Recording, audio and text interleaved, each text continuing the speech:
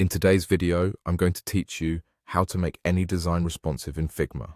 We'll walk through a simple setup that lets your layouts adapt cleanly from small screens to large desktops using a helpful plugin. First, head to the Figma website and open your project. Make sure you're looking at the frame you want to make responsive.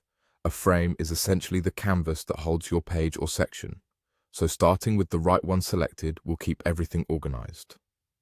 Next, open Quick Actions at the top of Figma and go to Plugins. In the search field, type Breakpoints, select the Breakpoints plugin and run it. The plugin panel will open, ready for configuration. Inside the plugin, you'll see fields for widths. Change the first number to 1 and the next number to 360. Then click the plus icon to add another breakpoint and set that one to 1024.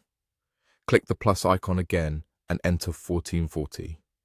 These values represent common device widths: 360 for small mobile screens, 1024 for tablets or small laptops, and 1440 for desktop.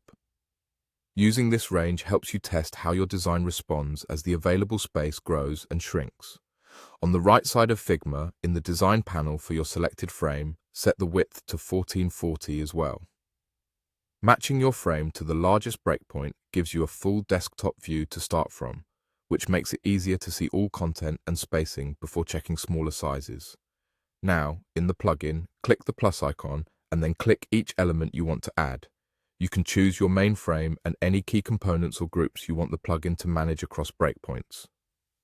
As you add items, you're telling the plugin which parts of your design should adapt when you preview different widths. Take a moment to include the elements that matter for layout structure, like headers, content sections, images, and footers. A few practical tips as you work. Keep your layers tidy and named clearly so it's easy to identify what you're adding. Use sensible constraints and auto layout in your elements.